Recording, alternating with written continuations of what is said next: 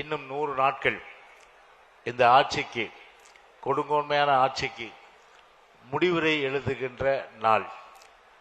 மக்கள் என்ன நினைக்கிறார் என்று சொன்னால், கோபாலபுரத்து அழகேசா ஆண்டது போதும், மக்கள் மாண்டது போதும், நீ வீட்டுக்கு போ என்கின்ற அந்த குரல் இன்றைக்கு தமிழ்நாடு முழுவதும் இன்றைக்கு ஒலித்துக் கொண்டிருக்கின்றது.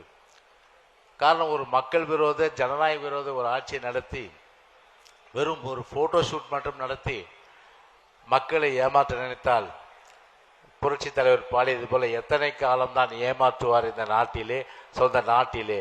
சத்தியம் தவறாத உத்தமன் போலவே நடிக்கின்றான், சமயம் பார்த்து பல வகைகளிலும் கொள்ளை அடிக்கிறான் என்கின்ற வகையில் இன்றைக்கு கோபாலபுரத்து அந்த அழகேசன் குடும்பம், ஸ்டாலின் குடும்பம் இன்றைக்கு தமிழ்நாட்டை சூறையாடி கொள்ளையடித்து, புரட்சி தலைவர் சொன்னது போல அந்த தீய சக்தி, அந்த தீய சக்தியை தமிழ்நாட்டை விட்டே விரட்ட வேண்டும், வீட்டுக்கு அனுப்ப வேண்டும் என்று சொன்னால், நம்மை விட ஒரு மிகப்பெரிய சக்தி உலகத்திலே இருக்க முடியாது. அந்த ஒரே சக்தி அதை அழைத்தது அண்ணா திராவிட முன்னேற்ற கழகம் மட்டும்தான்.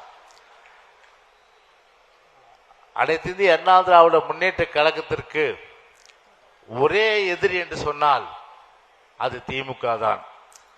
மற்றதெல்லாம் உதிரிகள், மற்றதெல்லாம் உதிரி. ஏன்னா அந்த உதிரிகளை பற்றி கவலைப்படாமல் அதையெல்லாம் உதறி தள்ளிவிட்டு மீண்டும் அம்மாவுடைய அரசை அந்த எடப்பாடியார் தலைமையிலே தமிழ்நாட்டில் அமைக்க வேண்டும். அதுதான் நம்முடைய சூளுரையாக இருக்க வேண்டும் என்று சொல்லி விடைபெறுகின்றேன். நன்றி, வணக்கம்.